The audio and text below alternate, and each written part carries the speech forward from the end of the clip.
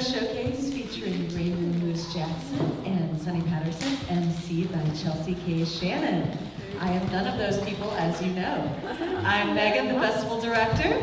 Thank you all for being here to support Words and Music, which, as you know, supports the year-round work of One Book One New Orleans. One Book One New Orleans is breaking down barriers that prevent people in our community from accessing books. Whether that barrier is poverty, that barrier is low literacy, that barrier is incarceration, that barrier is homelessness. We are there, and we are trying to get books into those folks' hands 365 days a year. So this festival is not just about 4 days for the literary community to come together. This festival is about how we're going to support one another and access to the written word year-round, day after day, week after week. I'll give you a number, and then I'll give you another number, and you can add those numbers together better than I can, probably. Last week, we were asked how many books we'd given out to the community, and last week we had given out 2,698 this calendar year. But, you know, this is a new week, so add another 190 to that, because I did that Monday and Wednesday, and then start this festival. So, when you come here, when you donate, that's what you're supporting. As you know, if you read the entire spiel about the event tonight, anyone who donated was entered to win a $25 Community Book Center gift card. That winner for this session is Rebecca Snedeker, who I know I saw. I'll bring you your gift card if you don't want to come get it. Yeah, I'll bring it to you. Yay, Rebecca right there. Fun fact, Rebecca and I spent a lot of time together in 2014. She is one of the co-authors of Unfathomable City, a New Orleans Atlas. And that book changed my life. Thank you. And without further ado, I am going to turn it over to Chelsey K. Shannon. Chelsey, whose bio I'm about to freestyle off the top of my head, is one of the editors at UNO Press. Chelsey is also the author of a book on Emmett Till, whose name I will let them tell you because I'm going to butcher it and it's too good to butcher. Chelsey read from it last year at Words and Music and it was absolutely incredible. I encourage everyone to go get it. It's available at the bookstore outside of the festival. Chelsey.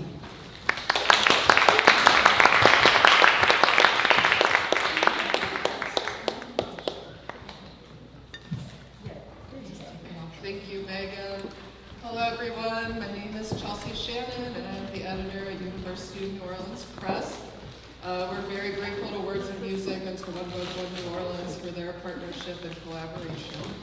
So tonight, I am hosting the showcase for two UNO Press poets, one of whom is currently en route from her studio in the woods. So Sunni Patterson is on her way, and Moose Jackson we already have here. These are both poets who released books with UNO Press last year, and they are two distinct and distinctly ethereal collections, and I'm very excited to see these two poets share the stage in tandem. I'm going to introduce them both now, then we'll have Moose, and then when Sunni arrives, she will share her work, and then we'll have a Q&A portion at the end to close. So first, Moose. Raymond Moose Jackson is a self-taught poet and ex-military Detroit native who found his way to New Orleans in 2003 via squatting, direct activism, and train hopping. And he worked on his collection, Dreaming in the Bone Boat, with our editor-in-chief, Abram Himmelstein. And I was honored to work with Sunni on her collection, We Know This Place. New Orleans native and visionary Sunni Patterson is an internationally acclaimed poet, performer, workshop facilitator, certified spiritual life coach, and an initiated priestess. She currently serves as a resident artist for both the City of New Orleans, Claiborne Corridor Cultural Initiative, and for Junebug Productions. She is also co-founder of the environmental arts and public health organization, Breath is Life. So first, I invite to the mic, Moose.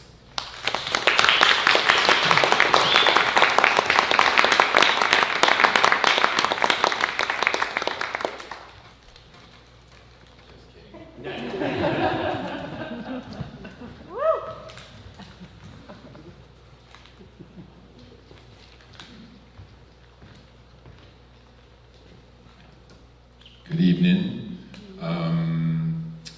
It's a good honor for me to be here, especially to share a stage with Sunni, who is quite possibly my favorite living human poet, and a person who has actually inspired me a lot towards improving myself as a person and trying to put that into my work. So it's also a great honor to have been asked by UNO to put a book out. It's a fantastic opportunity for me to write a long love letter to New Orleans. And I'm glad to be here tonight. Before I begin, I would like to honor those who were here before. I've been spending a lot of days out in the water and in the woods, trying to do a lot of listening, and I'm aware that this land wasn't always here. It's been flowing down here, down the Mississippi, since the Ice Age and before, laying the alluvial silt here. It became the place where humans eventually came, plants, animals, humans that first came here. Of the names that we know, Shedimacha, Atakapa Ishak, Natchez, Choctaw, Bayugula, Homa. These are just a few of the peoples that used this place both as occasional home, ceremonial grounds, a place to gather food, a place for market, and just like they lived, we are still living on these lands, and we are in connection with them. To liven things up, I think I'm going to do one from memory. This is called "The Wailing is Essential." Woo! Yes. You know this one? Yes. It's my hits, right? Okay. It was a crescent moon Monday night, 11:04 to be precise, when I left the house like a shadow to glide down empty streets, still hearkening to blues time, ancestral rhythms, native tongues. I was humming the itch I've always known, where kismet bleeds from saxophone and beatified yaks pray to bottles of bud in the last bastion bar still bulwarked on Burgundy, a ship pitched against shifting shore. You realize once you're in there that the wailing is essential, as is the smoke, as thick as rue, a pot of ham hock, red beans, and rockabilly hairdos declaiming the buxom and garrulous beauty of our hard-working dudes and darlings.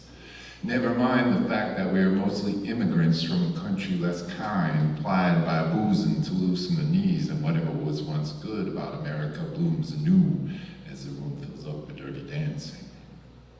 It was only last night, some 40 years ago, the mood was just right, and Sam Cooke would sure know, because we was wide awake dreaming. You pulled close, and what was broken in us found healing in the howling of wolves. It was that close. We cut some notches in our leather belts for every lost milepost of soul, knowing that some hungry nothing was hunting our sanctuary, muscling into the ragged, crepuscular bohemian paradise. It was only for a moment anyways, though we meant it for an eternity. We didn't know, we should have guessed, that languid southern atmosphere was just a storm god holding his breath. We should have known, felt in our bones, how many would dance in dark waters. Yes, the wailing is essential, as is the flying V, which bites and gives warning that the Iceman is coming soon, so put your funky butts on the floor and shake that thing for a pork chop. Abandon yourself to it. By the time you get out of here, the knowing of the place will have set up shop inside you. And whatever meaning is left is in the rolling piano, is in the shaking of the floor. It's a blue neon light that we're gonna have to follow well into the by and by. God will want an accounting of this night. You roll up your sleeves, you tell him, mister, wherever we finally end up, the wailing will still be essential.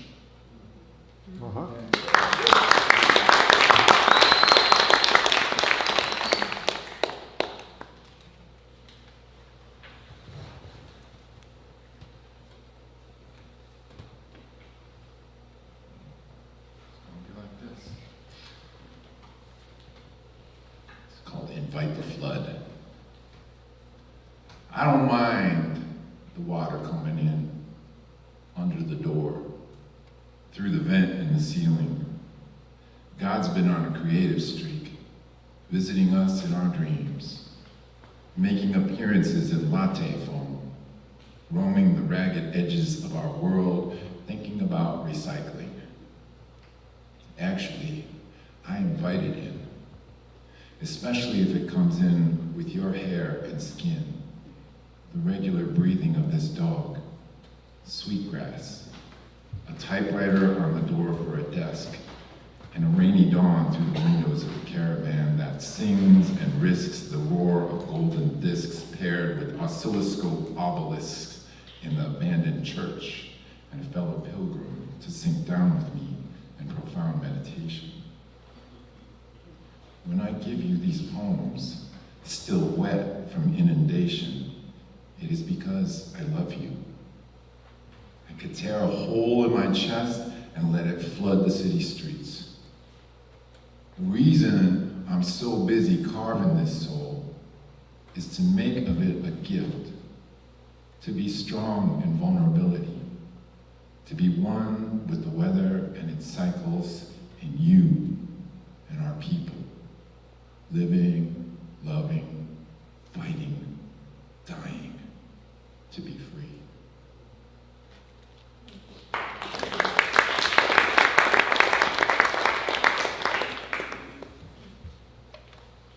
It's channeled inspirations.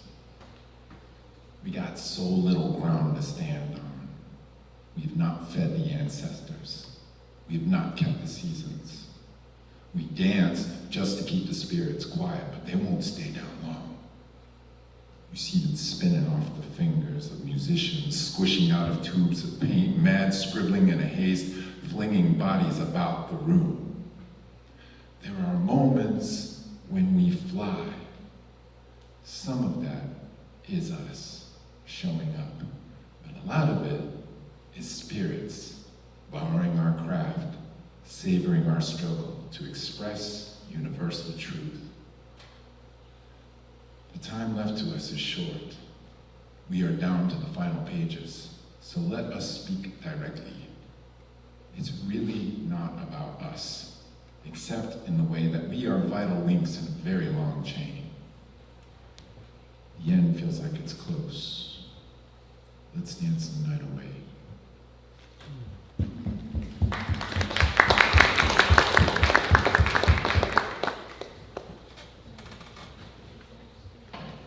Is going random here. This is called the downshift.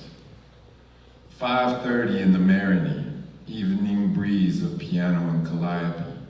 All we ever do is slow down in this town.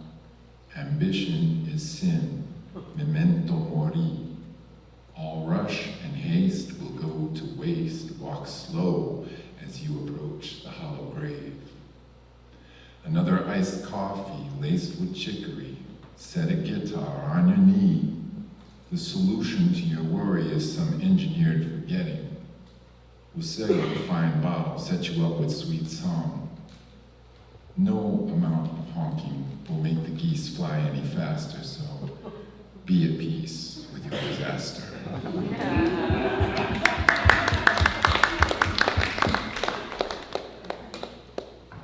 Root fire.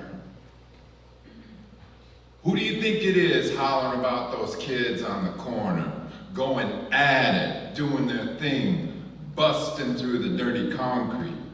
These roots are unstoppable, have toppled great houses before. Empires built on selling their bodies have been torn asunder. No wonder root work is not a thing to be trifled with.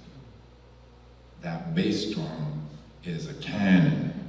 It's a revolution, burning up the Atlantic Ocean. There are still fires burning down in Haiti, des feux là-bas on Saint-Domingue.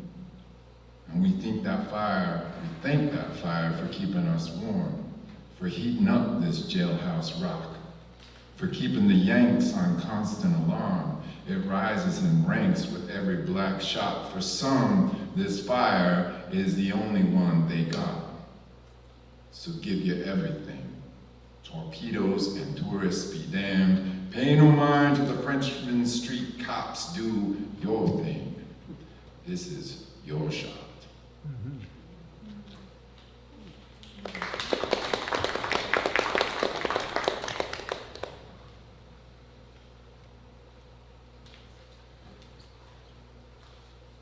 I'm doing a lot of sailing, especially this year. It's called Seawolf Deja Vu. Was that really us out there? Scoring over silvered swells, our Viking blood emboldened by the moon ablaze in a southern gale. And the gloom behind the head sail betrayed me, portrayed me older than this one life could allow. Was that not our night raid? Like others from before this ride, two sea wolves on the turning tide laughing into the darkness. Would you recognize those eyes if you met them when we were both dragons, stretched upon the moon-glazed sound? Did we go into battle together? Were we leaders in forces of darkness? Here, we have met as pirate punk sailors, open-heart giants on courageous seas of compassion. Love booms out across the waves. The torn sail is singing its ruin and rebirth, formidable in its transitional aspect.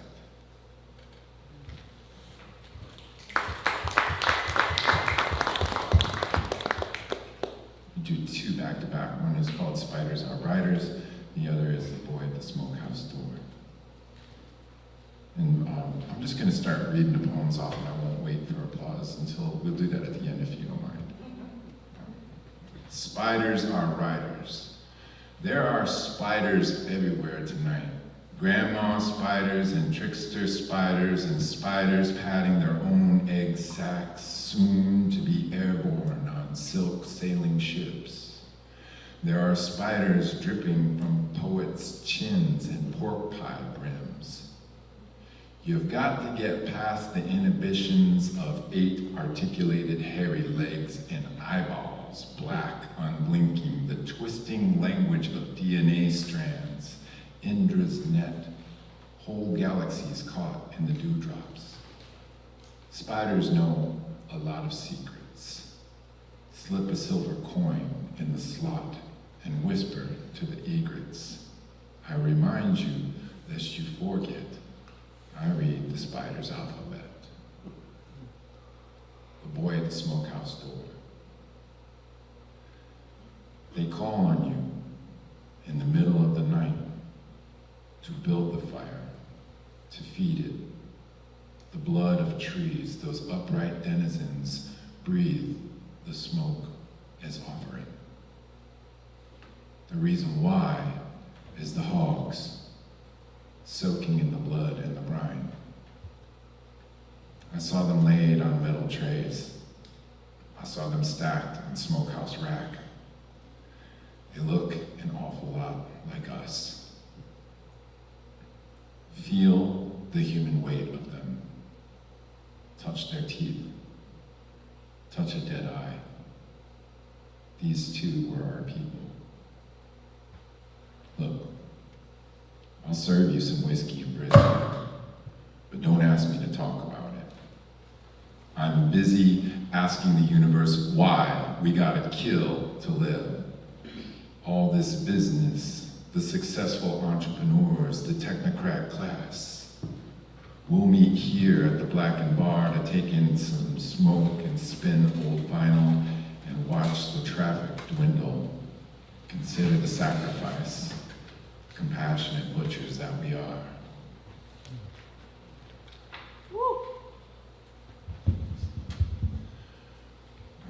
This poem is called Coyote and White Crane. It's a true story. I was going out to the forest in the West Coast in Oregon to engage in some direct action as a tree sitter. And the day beforehand, I met a member of the Modoc clan, and we had a very strange exchange. Coyote and white crane. It would not be the first time the puppeteers had employed a brown face to do their dirty work, gutting the public trust. Whilst in the desert, a new Islamic state has recruits from Normandy and Great Britain swinging severe swords against their own oppressive culture, attempting to decapitate the white man's burden.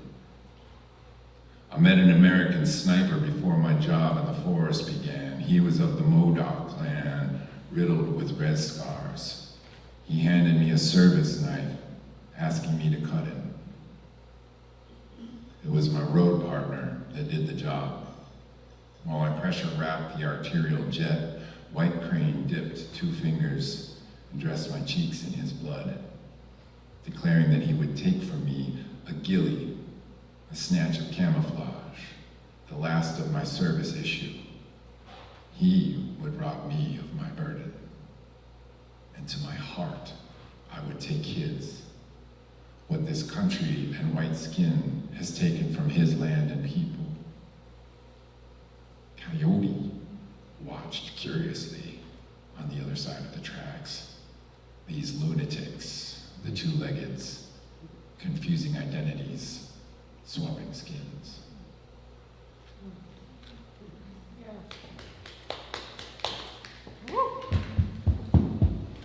Let's lighten it up a little bit. This is called Lunch with the Baroness de Pontalba. She skipped a yoga class because she was hungry, and there was something she had to ask me. She does not order the shrimp remoulade, stuffed avocado, nor the fish steak. Even the Baroness must pay for such things. What she does order waits on the plate, has grown cold with the telling of an interminable backstory that doesn't articulate the question, so I must be firm but nurturing. And it's funny, but for now, I even like the neurosis.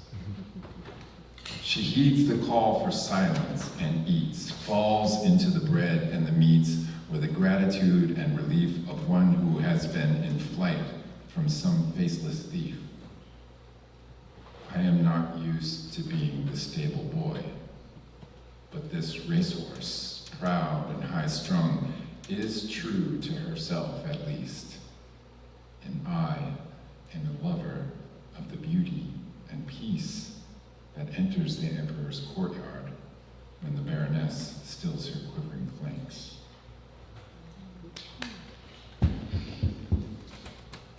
This is for a poet that some of us maybe knew, Thaddeus Conti, may he rest in peace. It's called Takes a Dummy to Know. 2 sips into an Americano and the Pope of Fat City drops, sweating into the nearest chair. Apoplectic, his all askance, the St. Vitus dance manifests as glossolalia, the gift of gab. Swears he's wise to the game, but he don't know the score. 15 minutes later sees His Holiness skating around the corner after 20 bucks of high intent, dusting a retinue of dirty pilgrims in his wake. It's an infallible doctrine from the holy see of shiftless grace. When he comes back, you can see by his face that he's now so high he's under the bottom, knowing he cannot get lower, he cannot fail. I feel like I've seen giants walking behind those old world eyes, the scent of doom detected in that flaring Roman nose. These New Orleans Sicilians are a force of nature. They do that shit so you don't have to. I seen 2-Finger Johnny take enough pills to win a race in Metairie, come back to Decatur Street singing like Sinatra. Come back, in fact, with the keys to Shangri-La. Martyrs and wise guys, every one of them, but they don't know the score.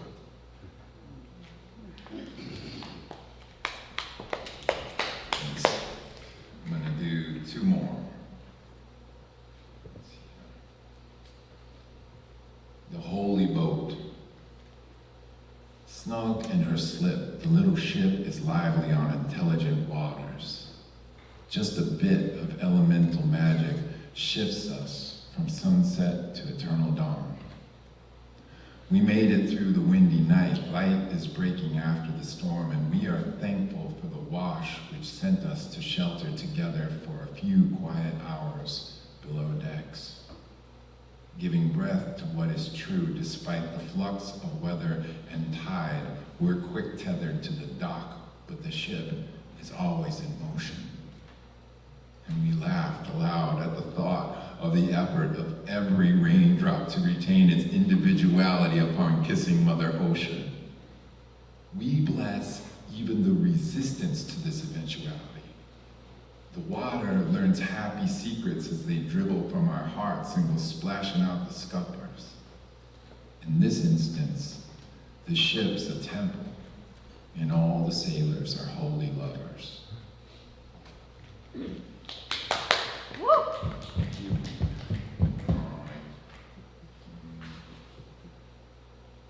All right, I'm going to do two more.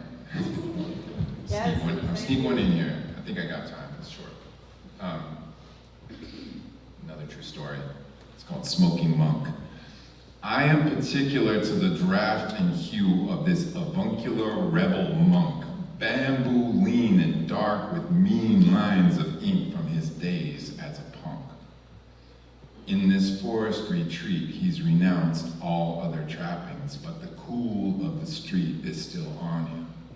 See, Tom lights a smoke, and the clouds of nirvana shuffle over his shoulder.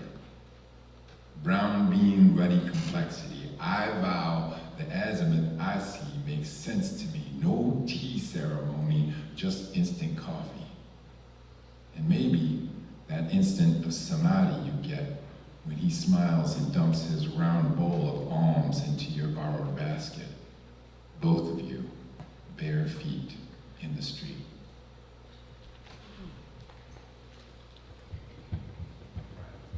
This is called Breaking and Entering. Last poem. The moon tried to sneak in my bathroom window, between the razors and the orange pomade.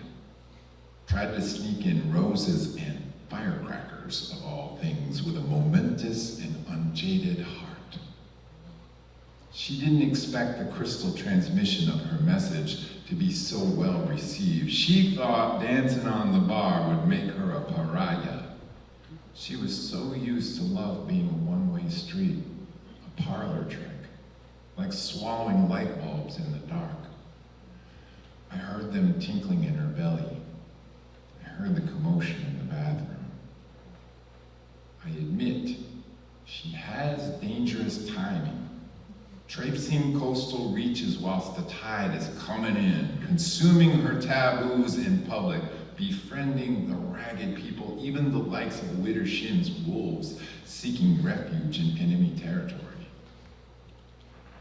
She didn't know the heart of wolves, how they tended to love, how they carried their wounds a lifetime in silence, recording the moon's minutest meanings. I have been here many seasons. The moon, although ever-changing in her aspect, is a creature of habit after all. The sea betrays her waking emotion, the unwitting pull of her orbit. Even a starfish could tell she'd been drinking. I too have my cycles, have burst naked through the canopy. Love without folly is a suburban enterprise. We are sacred monsters. It is our duty to haunt the wastelands, wage war on safe conventions. The moon is not so foreign to me. We shine with the same perplexing light, glinting off the razors, calling for the blood. End of transmission.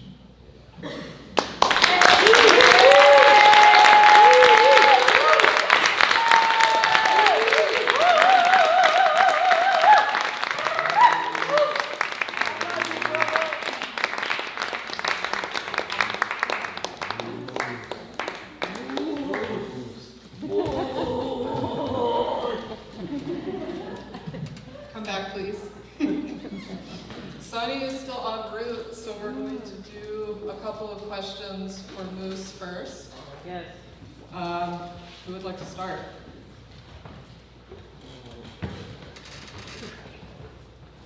Are you asking us?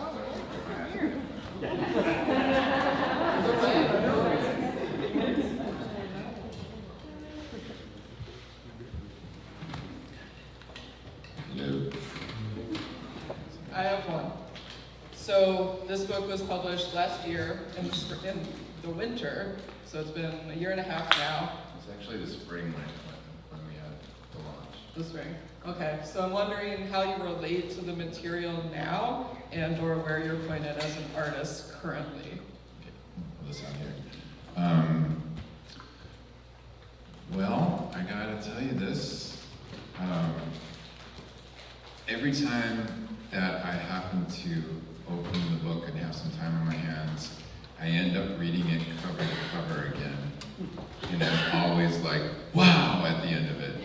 Which, you know, it's so rare when we're doing work that we come, after we've created something, usually that process, it causes a quantum leap, and usually afterwards we're like, I don't want nothing to do with that, right? And I mean, the intro that I wrote, I'm like, oh God, please, man. You should have just like, look, it's in the poems, just read the poems. But, so that part, don't read that part, right? But the poems themselves, I feel like they land, they have an economy and an honesty that I feel proud about. And in the music of the words still comes back to me. And I really meant the poem that starts the book, which is channeled inspirations that, you know, some of that is us, but a lot of that is the spirits taking hold of the pen. So that was the first question. And then the second question is, where do I think I'm going as an artist? Now I feel guilty, because I really don't put as much energy into being an artist with a capital A as I probably could benefit from. But I've kind of got a vision some years back in my 40s. As an already aging man, I started to work on traditional sailing ships, like 120 to 140 foot long schooners, square riggers, kinds of ships that we had in the 1800s. And I also have this background as doing theater work in environments where the work has a relationship in the place where you're doing it outdoors, what have you. And it just really started to see like what we were doing on the ship as theater. And I was like, yeah, that's easy. But I had an issue also while we were doing a lot of the environmental theater work that we're doing. I was like, I want to take it further. I think that we capture people's imagination, we bring them together, at least momentarily, as community. They're nourished by this experience. You can see the like fire that's inside of people after these things, and I just really wanted to continue it and say, like, look, and here's work that we can do together, and here's how we can start to build an actual community instead of just this, this mountaintop experience. So I had the notion that using boats to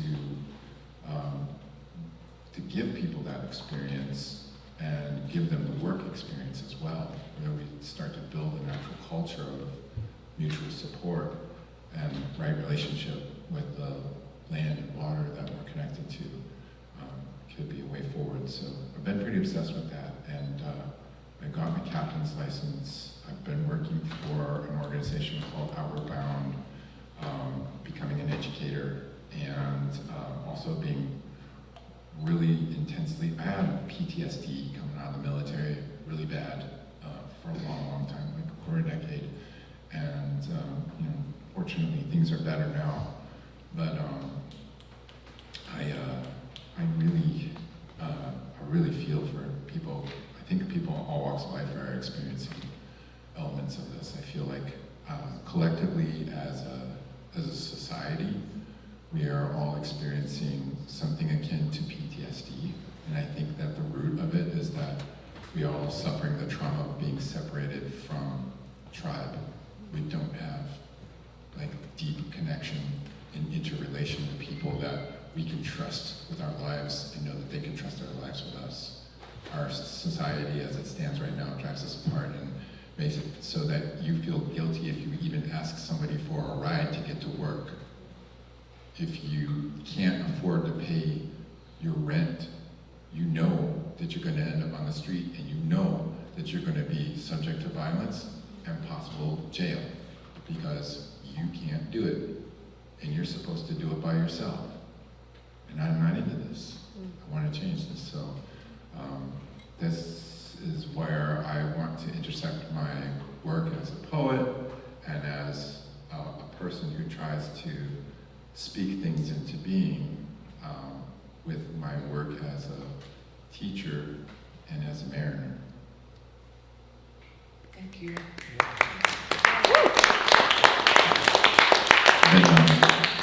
I've been working real hard the past couple weeks with my friend Michelle Etfelin, who is here from Switzerland.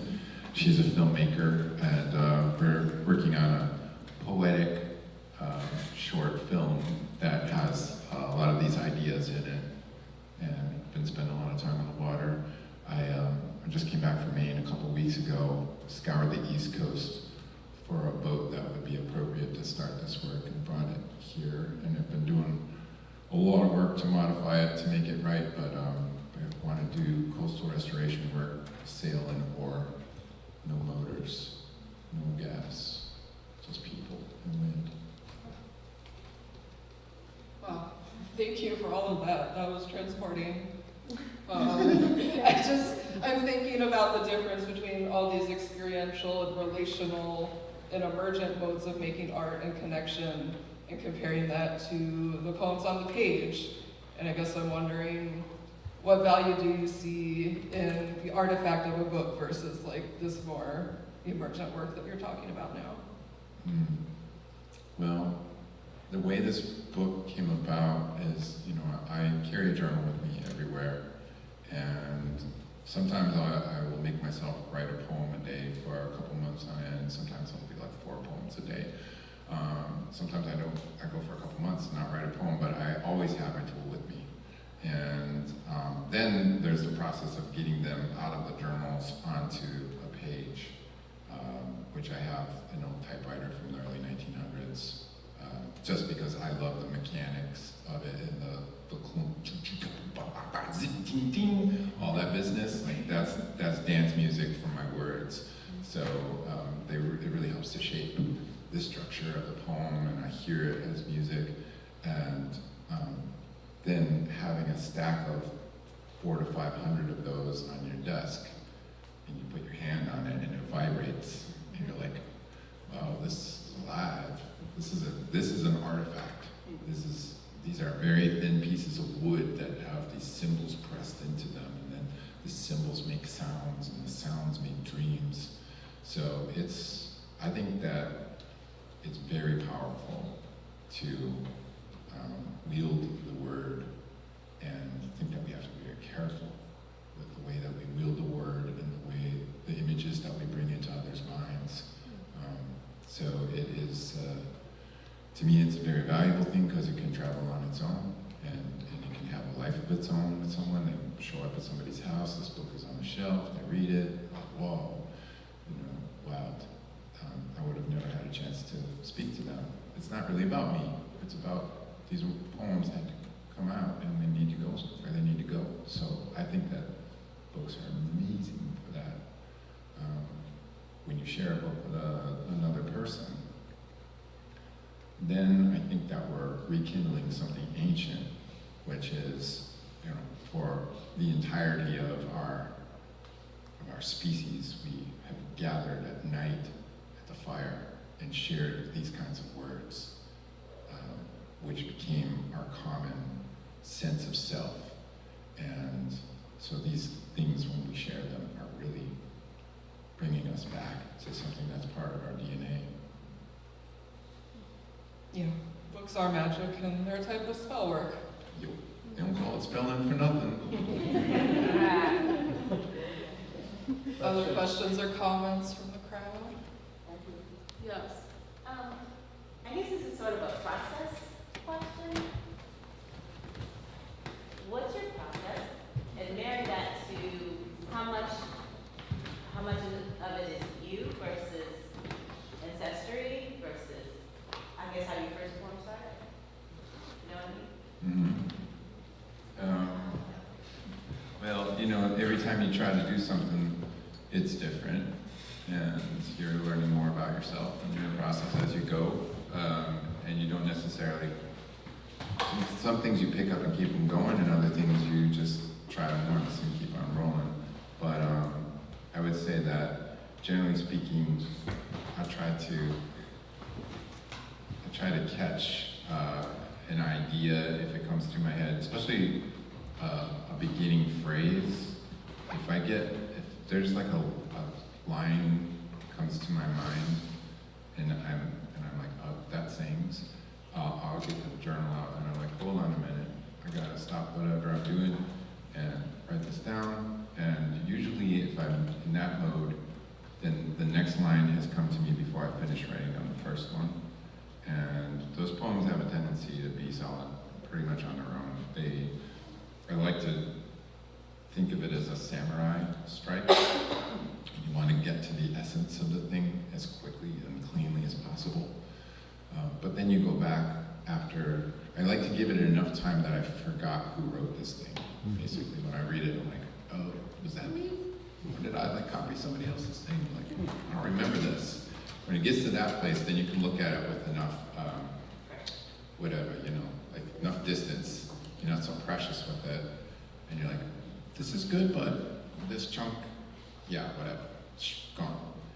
The more you can be judicious and quick with the releasing pieces of it that are not essential, then the more what is good stands out. And yeah, maybe I generally, usually I don't do a whole lot of editing to a poem, but every once in a while I'll take something, I'll be like, this is garbage, I should throw it away, but I got time on my hands, so let's see if I can make a good poem out of it. What was I trying to say here? What ends up being the synthesis from the beginning to the end, because apparently 3 or 4 different people were writing this thing at different times. So, you know, you get to this place where you're like, all right, I think I got, you know, the dewdrop on this one, so let's start again. Does that answer your question? So we don't do drafts? Not a lot, but I think for me the process of going from the written page to typing it on the typewriter, that does a lot of structural placement of everything, and then when I turn around and put it into a computer for publication, that's like the 280 grit sandpaper, right? It's like, ooh, smooth as a baby's bottom now. I try not to do a ton of drafts. If it isn't coming out after 4 or 5 attempts, it goes into the circular file. And how much distance do you put between looking at? That's pretty random, but at least a couple months. Oh. Yeah. If you're writing all the time, it's so hard for you to catch up to yourself. I've got 37 journals sitting on my desk right now, and I have 26 of them left to open. So, when they asked me if I would be into doing a book, I'm like, I've got 450 typed poems on my desk.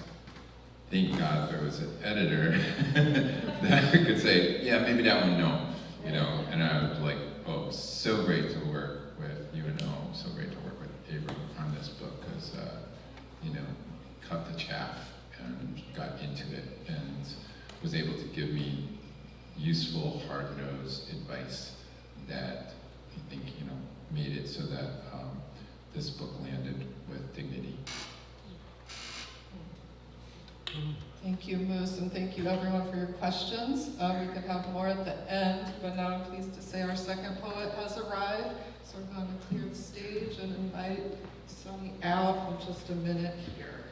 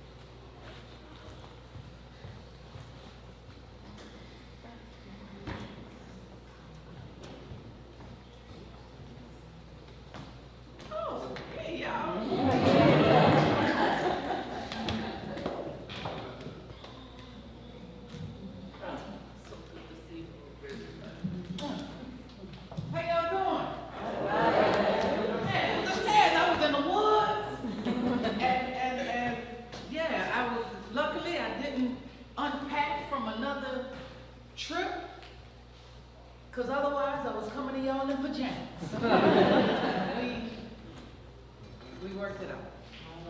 We give thanks for working it out. I had to let me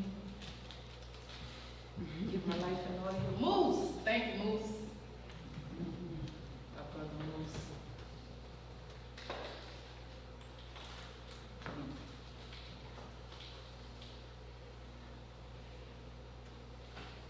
Mojuba fe fe ku, Mojuba fe fe ku, Mojuba fe fe ku, Mojuba fe fe ku, iku o iku o, yantela. Sejoba egungun, iku o, yantela. Sejoba egungun. Great ancestors, you are breath. You are bridge. You carry us over tumultuous time. You who can hear and answer with quick remedy, you are ready before we ask. You who can speak through tongues of trees, fire, and water. This earth cannot hold you. We pound the ground and you appear, O ancient ones. You who can make lightning strike with the flick of a skirt. You who can make tornado turn, spin, and span of hits take us there to the place of knowing, to the hall that leads to the doorway of you, O holy ones. You of the first light. You who know the potential of possibility posting in the dark, deliver us unto our gifts. You who have sunlight in your fingertips, touch our drums. Make us hear the rising. Make us move a steady stump. A choir of voices so majestic, heaven hides us in a tapestry of light, oh, we are stars. Blankets of wonder. Sky bright eyes seeing the invisible, visible. You who have returned. You have turned our faces so that we see ourselves, and we have found you again in places we would have never imagined. You make our limits infinitely long. Our vision is clearer with eyes closed, and even there, you still stand in full color, vibrant and eager to serve. And now they come. They come coffled and cuffed, their feet heavy with uncertainty. You can hear them breathing from miles away, shallow and short. Tethered souls don't know how to breathe deep, and auction blocks do not lend to comfortability, naked and frigid.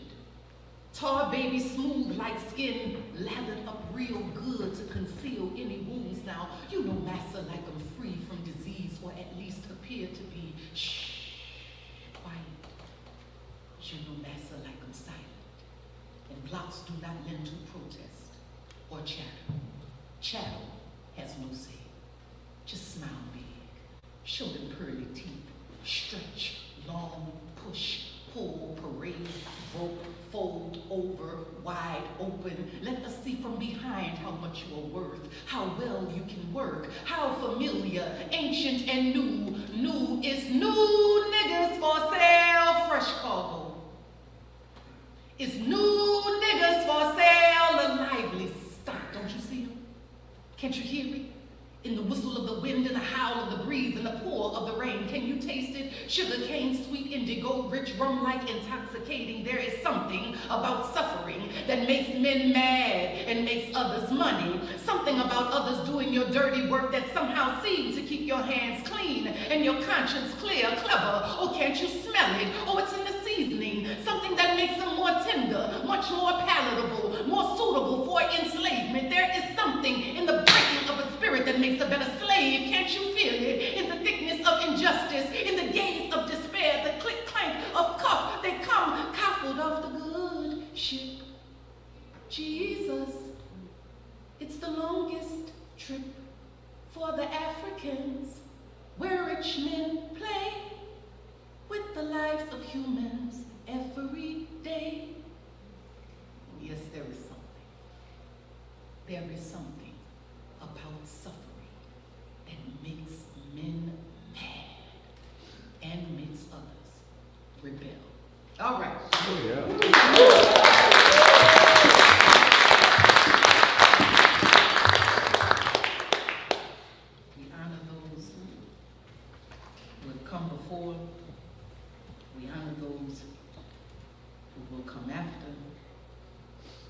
ones who have yet to be born.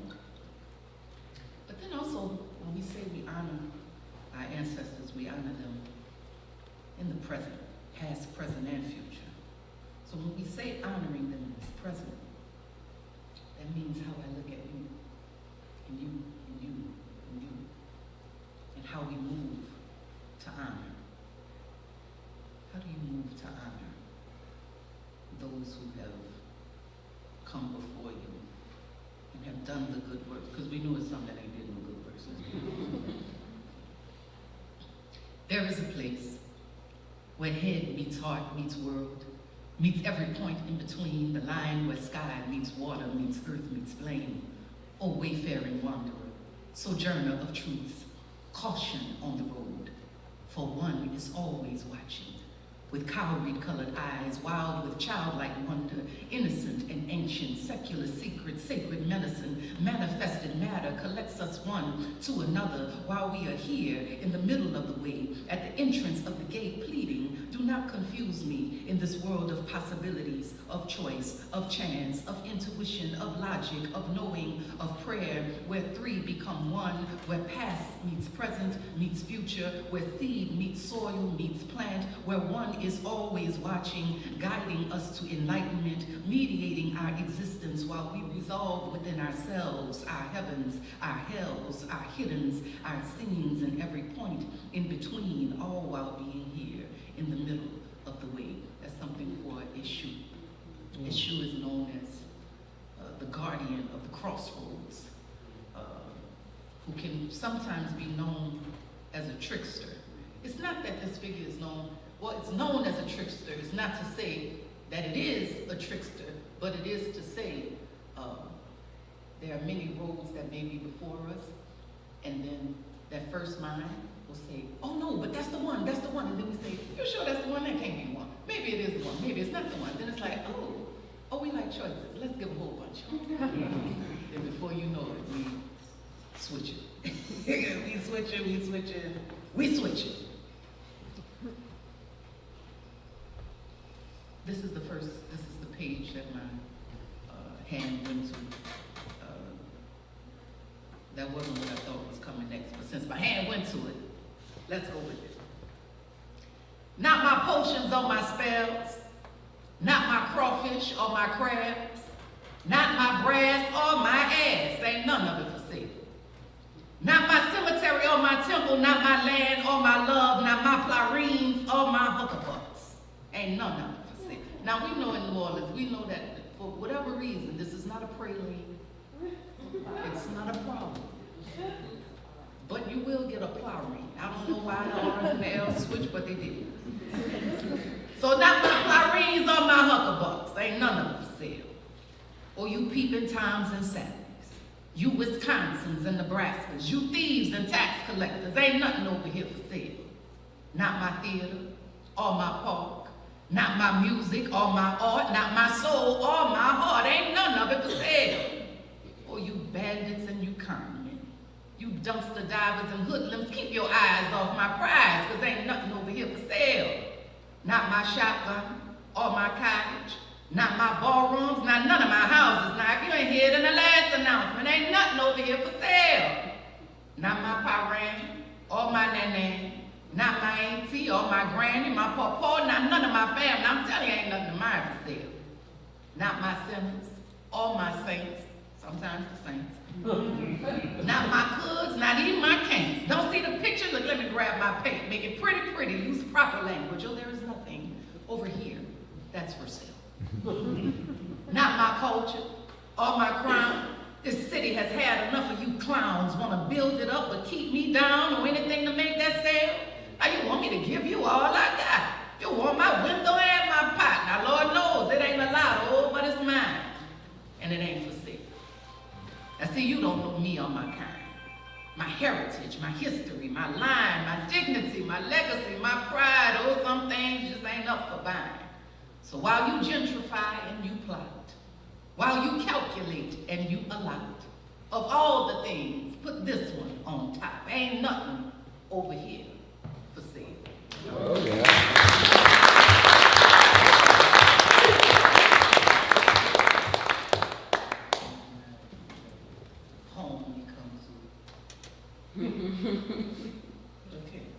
That goes together.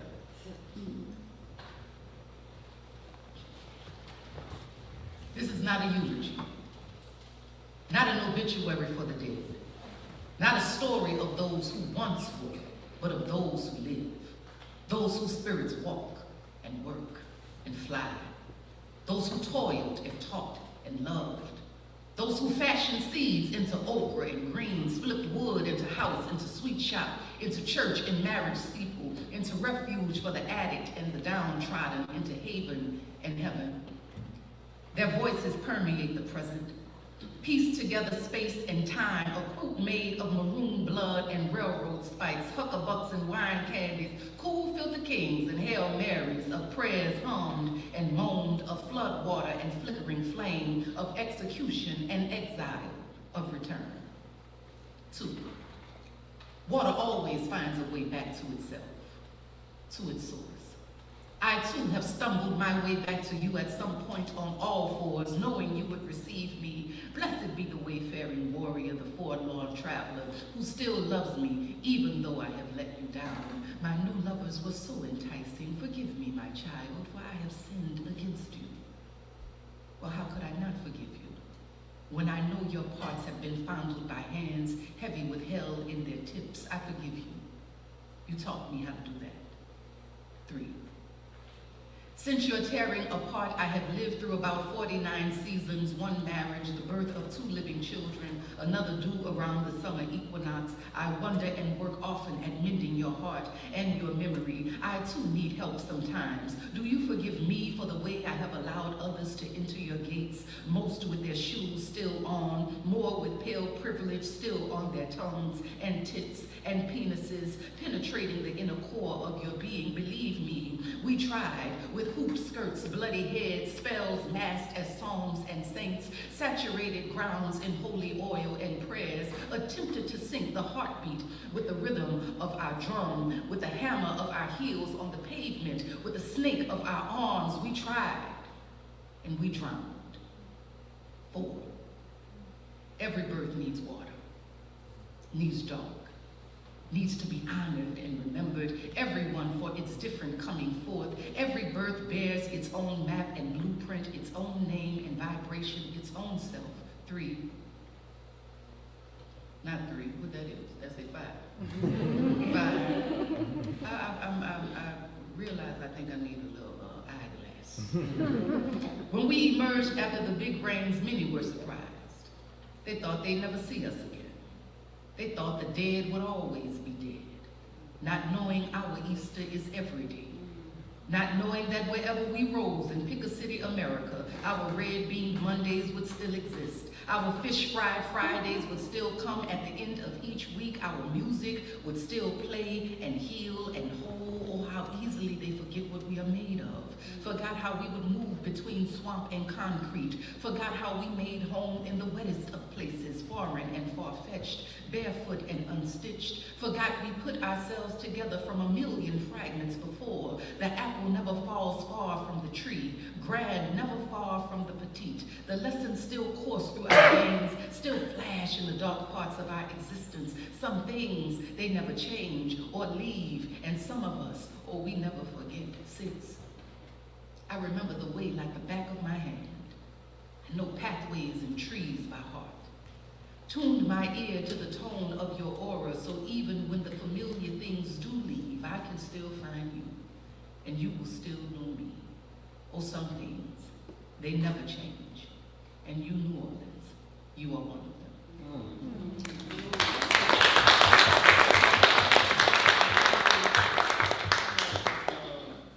Thank you. Let's see where we're going with. Okay. 19. That last poem is called Artist in Exile. Artist in Exile also has a documentary that was directed by my dear friend and sister Kyoko McCray. We've shown it a couple times.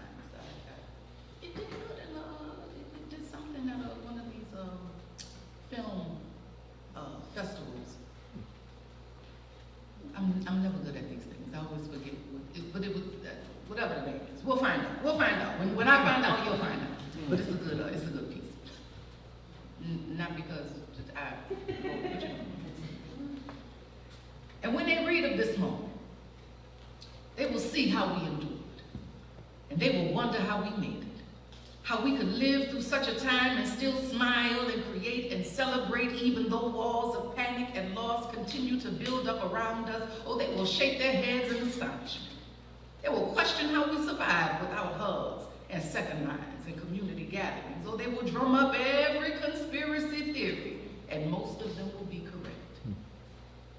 They will feel the anger of the era, the frustration of the season, and they will pick apart the science and discover to their surprise, well, there was so much more hidden.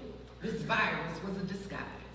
They will tremble at the revelation, and tears will come to their eyes, for they will see the essence of being in the living and those who died, or when they read, they will see how this time provided a shift in foundation and frequency, how it challenged outdated systems and let go of antiquated beliefs, how we were forced to grow our courage and practice care in the midst of grief. But when they research about these days, from the uprisings to the downfalls, they will unravel the knots, they will connect the dots, and they too will heed the call with dignity and integrity, ancestral wisdom and pride, where creativity and imagination move head and heart into alignment, and they will know because they will feel the power and presence of devotion and will, of culture, of spirit, of justice, of light, of oneness, of harmony, of divinity and insight. Or when they read of this moment, they will see how we endured, and they will still question how we made it, and we will say, well, how could we not?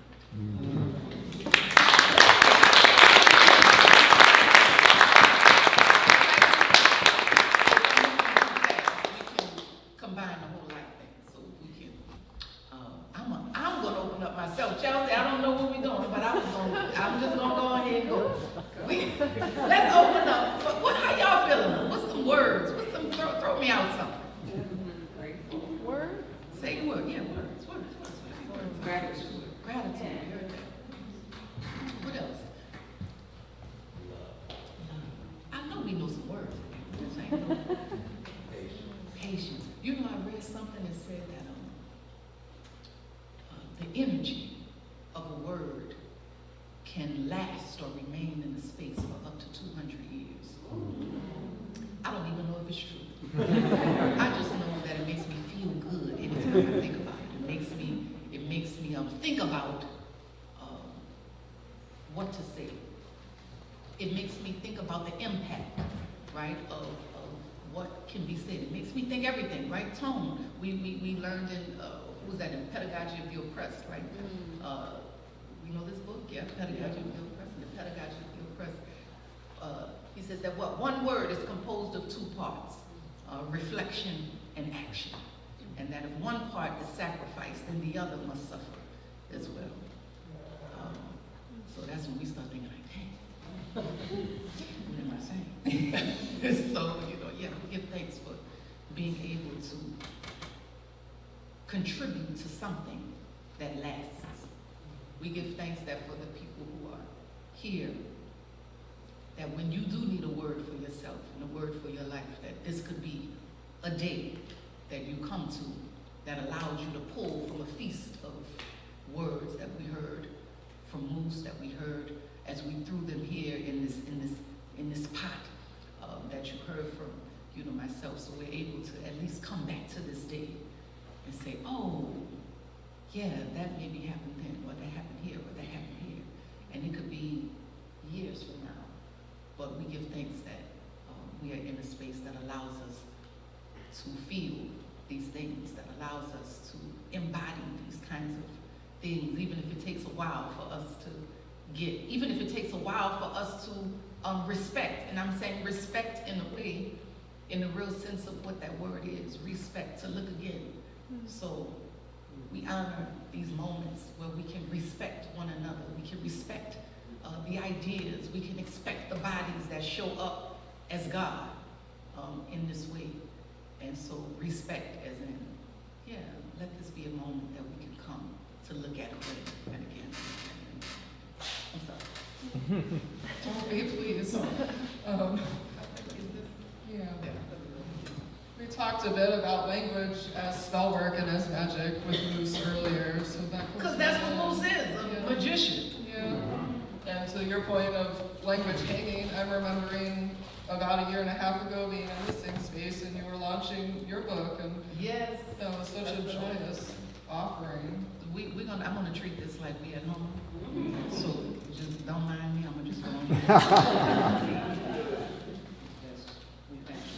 So I'll ask you the same question I asked Moose, which is, this book having come out last year, where are you pointing toward as an artist now, whether in terms of poetry or any and all other kinds of art? You, Chelsey, you probably know more than most. So this book was a task, right, to kind of put together. And they were like, just put something together, so if, for people, I will read this part. So, this wasn't easy. Wasn't just to gather the poems and submit kind of thing. 'Cause look, that's what they were saying. Look, just gather them up.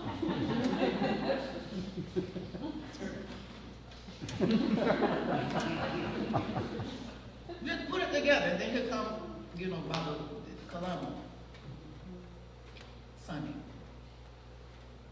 Put the things together and come home. All right. So it says, it wasn't that, but maybe it could have been. Maybe, but it was not. It was months of everything from death and disease to the divine in-betweens. Everything except this. Baba Kalamu and everyone on the UNO team so patiently and compassionately expressed an understanding worthy of an award. Although some of it was probably mixed with a little bless her heart. You know when people say that, it's not always a compliment. Truth is, these reckoning times rocked all of us to the core.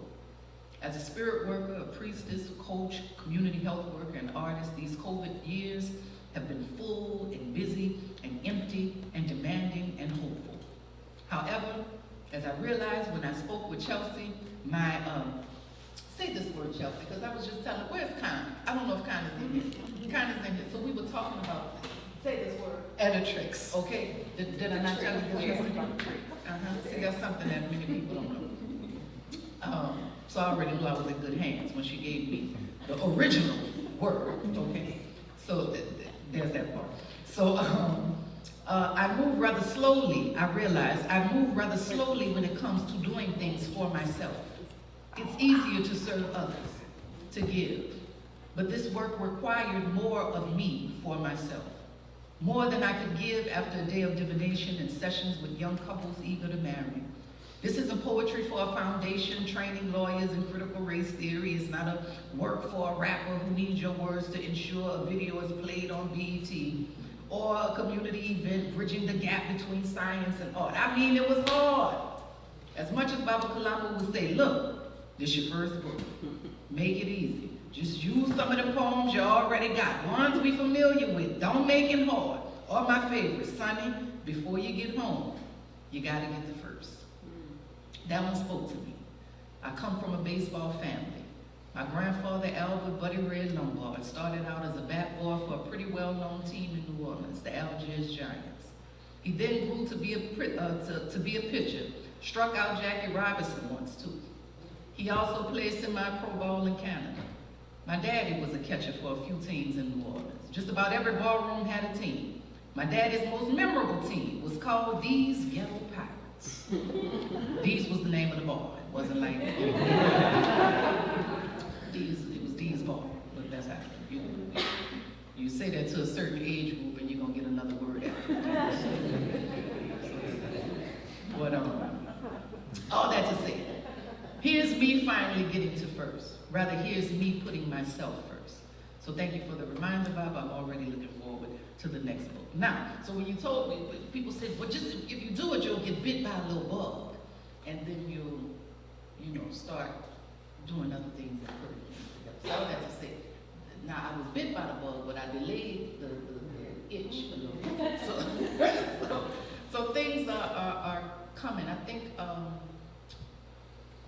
what in learning, consistently learning about myself and learning about becoming a better receiver. That's when and putting all of that into practice, I guess, about being a good receiver is how do I receive the good things for myself that would allow me to, that would allow me to expand in ways that I have dreamt of expanding, or even ways that I have not dreamt of expanding because my imagination may still be too limited for this way I would like to be and move and grow out, right? Or what that means. So it's a thing of, yes, that becoming a better receiver. It's a thing of honoring what comes and what goes. It's a way of looking at every part as necessary and needed, even though some things do not have to take, even though things do not have to take the amount of time that it takes. We were talking about this on the way, talking about this in the car, about effective medicine. Like, effective medicine never loses its efficacy, but you can lose yours if you delay the time that where you held the most strength to be able to make something activate and move in your life. So it's not to say that, right, you can't activate it again, but it is to say that you can delay yourself and not approach this thing with the momentum that you had when you did it, right? So this is, I'm saying this is the session. Huh? So yeah, in saying all of that is just a thing of making, yes, this move, but it's also what this entailed. Like, yes, this was a book of poems, right? But it was also, again, me learning how to not just do this work and put some focus on your own stuff, if that makes sense, right? So it made me think about this elder who said the opposite. He says the opposite of right is not wrong, but the opposite of right is good. I was like, wow, what does that mean? And it was said that the devil of distraction knows that you are too spiritually in tune to do that which is wrong, but you will do that which is good. So much so that you'll be doing so many good things that you never get to do your right thing.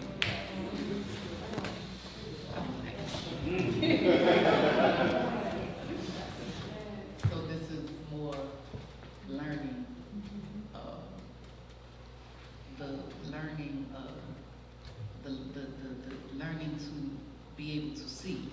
Let my eyes be trained to see the fine line that may be between right and good. So yeah. Thank you for saying all of that, and especially with the especially with the receiving. Like, I think when we think about art making, it's always about pushing outward, like you're saying, and there's not a lot of respect for the whole cycle and that need to be fallow for periods and to receive and be porous with whatever environments you might find yourself in. So I really appreciate that that is what you're pointing towards right now. That's when you start realizing that the kind of work, the kind of community building and community expanding work, which is what's happening here. This is not just, you coming to listen to me. It's not like a thing of just, I'm depositing this, right? But it is a thing of how do we get to know each other in a way, in a setting that allows this kind of safety and intimacy, right? So that we are able to build and expand community in a way that didn't exist before. Because certainly, us coming together at this moment is not that moment, wherever that was. we know what is here right now. So it's this kind of building that is not just it's not a project, but a process, right? That's what community expansion is about. That's what, and not just community as in, you know, the group of us, but the community of myself, right? This is, how am I? How am I? That's the question. How am I? Right? Like, how do I check in with myself? Right? And you know, what am I saying to myself? What am I not saying? What, you know, all of these kind of things that play a big part in how we have to move and be in this kind of expanding world and evolutionary world that we're in. We're seeing now that it really is a new world that's forming. A new human is forming, and we think it looks like, I don't know what we think it'll look like, but it's like things are happening. Yes. and new people are emerging, and I'm saying new people, even, you know, just in the sense of how we're thinking, how we're moving. You see this more about rest. Oh, we have to rest now. This is a rest culture. Now another generation will be like, these lazy mother-" right? But then the reality is that maybe that is a good idea. You know, to get some sleep, rest. Wow. Yeah, you know, I do my best work when I'm well rested. Oh my God. Who knew you needed to tell these organizations and corporations, I think your whole staff needs a nap? Yes. I mean, for real, that's really what it boils down to. So even that, right, and I'm saying this as an artist who has to be, I spoke at the UN in March, and the thing was, the scientists, you had scientists that were meeting to never meet again. That was their thing. Like, we've been saying this we've been telling you you're gonna die for however many years, and yet you are still living like you're not about to die, but you're about to die. Yeah. Irresponsible. How the hell you get up here and tell them? This is literally how it was on the panel. What makes you think you can get up here and tell people with children, people with grandchildren, people who have dreams, people who have visions, that they're about to die in 2030? How dare you? This is why the artist is important. Right? Because it's like, this is what this thing of art is about. That even if we are about to, quote unquote, die by 2030, leave it to many scientists, even if we are about to die 2030, let me not die prematurely. Let me, if I know that this is a thing that's happening, let me do it with some grace. Let me do it with some beauty. Let me do it with, you know, let me do it on my ship. Let me do it, you know, let me do it with some art. Let me do it with some music. Let me do it with the sound. Let me do it with some hope. Let me do it with some optimism. Let me do it, right? But don't tell me. Don't tell me that. And then at the same time tell me we're not coming down on the prices of, this is true stories. So this is not like fiction. They will say, we're not coming down on the price of groceries because we see that people are willing to pay more. Through COVID, they saw that people were willing to pay more for things, quote unquote willing. And I'm the one on a panel like this. Certainly, do we hear this? Is it, right? So it's a thing where it's like, no, people are not willing to pay more. But it's the belief that we have to pay more, right? So it's a thing that brings, again, that's when we go back to, what do we think of community? Do I really know my neighbor? Do I really know myself?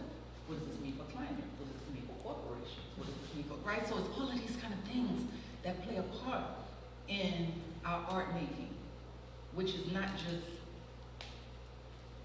a making of, again, a poem or painting, but it is how we are piecing ourselves together. What is the future that I envision for myself? And, you know, to have to be in spaces so often to speak of this kind of radical imagination, especially when people only think that imagination is this thing of fairy tales. When what the artist is saying is that this is not a thing of just fairy tales, but this is the thing that makes every tale go forward. That if we do not use or have this aspect of imagination, this aspect of visioning, then what? because certainly all this was saying, I can look at these, a chair, right? You know, the story of the axe that goes in the forest, and the trees are saying, oh, it's one of us. It's one of us, right? So it's the same thing. We can look at this chair and say, oh, what a magnificent tree you were, right? So we can say that, oh, of this chair, the tree is its ancestor, right? So these kind of things. So it's, how do I put this way out so that we are not seeing ourselves with these made up expiration dates? That we can see ourselves big, right? And then that is something that, back again to why the art is important, so that it doesn't become just a thing of convincing you that you are big, right? But it is a thing that can mirror for you just how magnificent you are, which is something in and of itself. That's when we start saying, dang, I thought I loved myself. I really did. I've been giving myself all kind of foolishness, right? And putting up with all kind of stuff. Oh my God. So yeah, this is a thing of I forget the question, whatever we were talking about. This is where we are. This is what we do. This is where we are. I'm so glad to be here. I'm wondering, we have a couple more minutes for questions. Does anybody want to ask Sunny a question? Sunny, I wanted to say something to you. When you talked about the relationship with the audience that you would like to have or with the people that came to this reading. Well, what makes a great poet to me is when your lines live in the library of people's minds. And yours do that. That's a blessing for me. So you make a personal relationship. Because the poetry is in the library of my mind. I may can't put up the whole poem, That's all right. but you dropped a line on me that I keep. That's a blessing. And you know, like if you said, the revolution would not be televised. That's right. So you have those kind of lines. I just wanted to tell you. I'm so glad you did. I want to, if I could introduce who this is, if you would allow. So, Father Amdi of the Watts. How about you? Can you tell us, if I bring the microphone to you, can you tell us some of who you are? Well, I come out of the 65 riots and a workshop called the Watts Riders Workshop, which was burned to the ground by the FBI because they didn't want our voice. But they couldn't stop it. You see, I'm still standing here. That's right. So we made the first record in the world called rap. That's where the music industry got the name, the genre, and all of that from the Watts Brothers. Our first album was called Rapping Black in the White World. And rap is a long time. Rap, as I told the last audience, it comes out of Africa. And it came on down through us.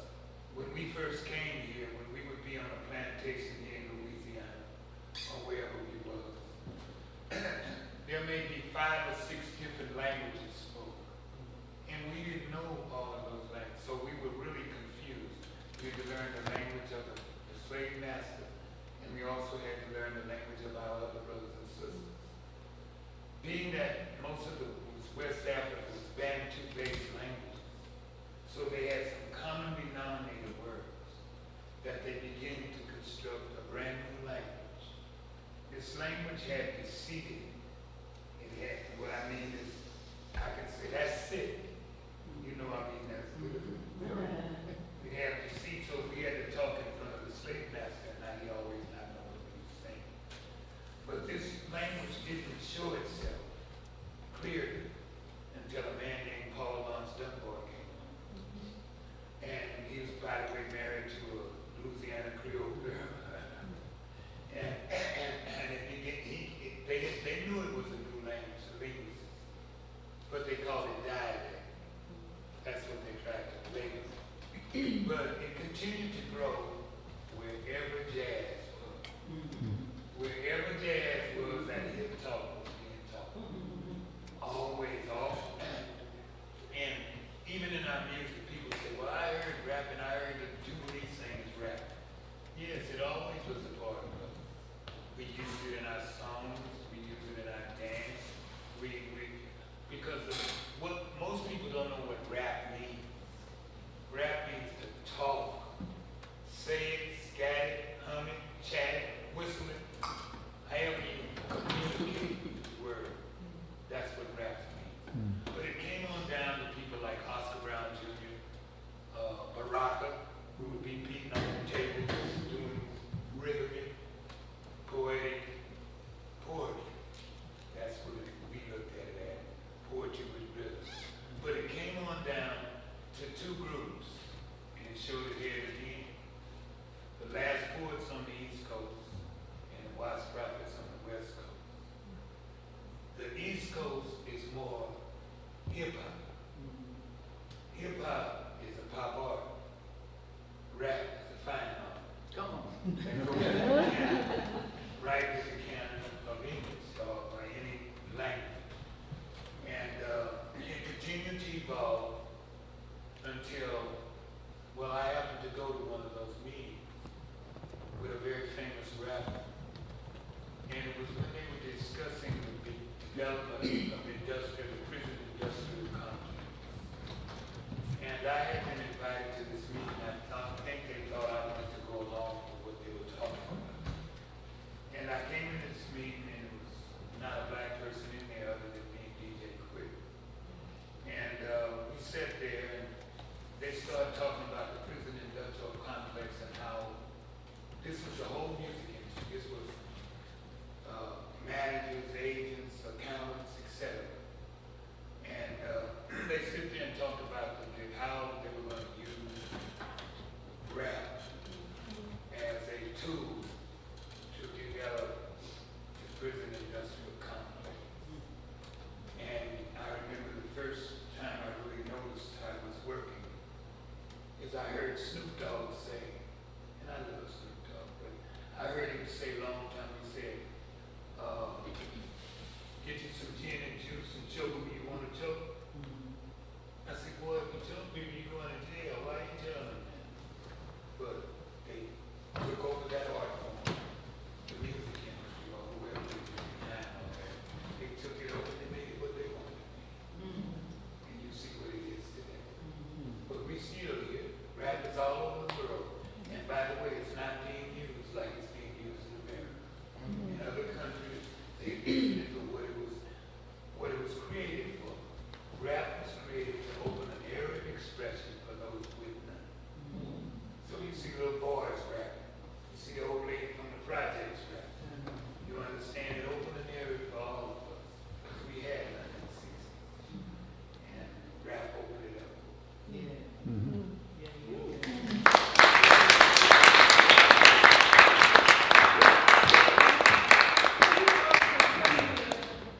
You thought you was coming here to hear not knowing you was coming to get your whole life changed. Learn about the fine art of rap. That's a big thing because I know being in and having been assigned to hood rappers, where back again to the whole BT thing, which was a very real thing because I think Kamala Harris is introducing us. Now this is myself, Lil Wayne, 2 Chainz, and the unlikely group. They called me for it. So they called. It was like, listen, we have to do something that has to include George Floyd and Breonna Taylor. So I was like, well, okay. As a matter of fact, my husband, I think he went out, but that day they called. BT is always very late with stuff. That's just the truth. But and it's always a last minute kind of thing. So they called on this particular day, Tuesdays, the Panthers, the Black Panthers would meet at my house. Tuesdays they would meet there, so it would be, sometimes it would be over 300 years of incarceration on my porch, which is a sad thing in and of itself, because you're looking at people with 45 years, 42 years, 22, 30, all of this, right? So anyway, he calls and says, oh, can you do this? Look, Kamala Harris is gonna introduce us, blah, blah, blah, blah, okay. All right, they sent me the track. Now, they didn't send me their words. So they sent the track. I said, oh, I do want the track. Okay, this is fine. When we need it? Like tomorrow. Tomorrow, we got all kinds of stuff happening at the house. Okay. Okay, then you have to leave from here to go to Miami because the show is being recorded there, it's being filmed there, all these kind of things. Okay. You have all of these times, right? You write the thing, the director says 90 seconds. Now, if you don't know, for a feature, 90 seconds is a long time for this kind, especially for an award show. 90 seconds is a long time. I said, well, okay, I figured that was kind of like 90 seconds. Okay, this is something. So then the manager called, no, it's 60 seconds. Okay, now mind you, all this makes a difference because you're writing and shaping and shifting. Something has to do the next day. Okay. Then they say, no, it's 30 seconds. That's a whole other thing. I'm having to do things like 30-second pieces because sometimes these are the hardest things to write for because you have to pack a punch like immediately, right? So the last time I did this, it was Serena won one of the Opens, US Open. And they said, Sunny, can you write a poem for her just in case she wins? I said, okay. All right. So I'm like, okay. So we go through writing. I said, now I'm going through all of this. I'm recording for another commercial that she had. It was another song I did a poem on, and she wanted the poem for her commercial, which was great. I didn't really know much about tennis. I know her, but nothing in all the edge. That's what I know.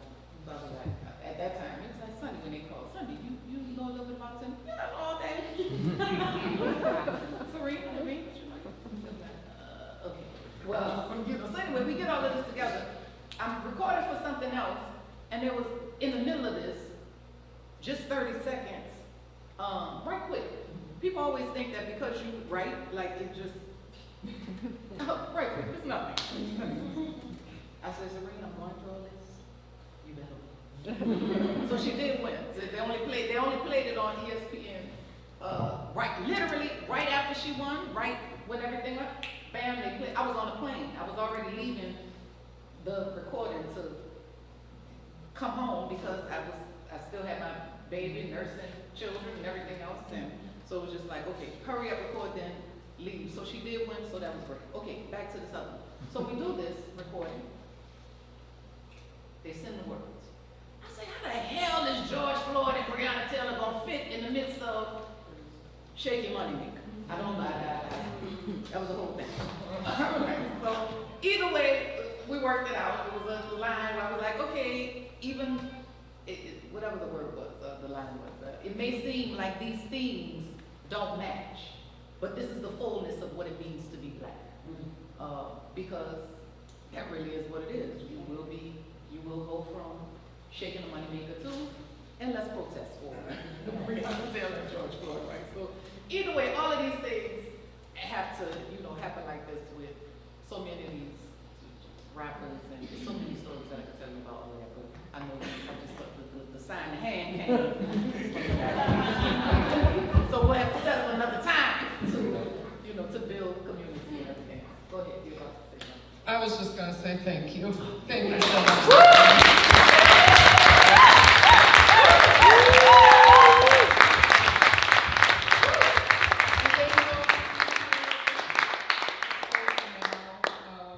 Yes, thank you for coming to the showcase. This has been a real pleasure.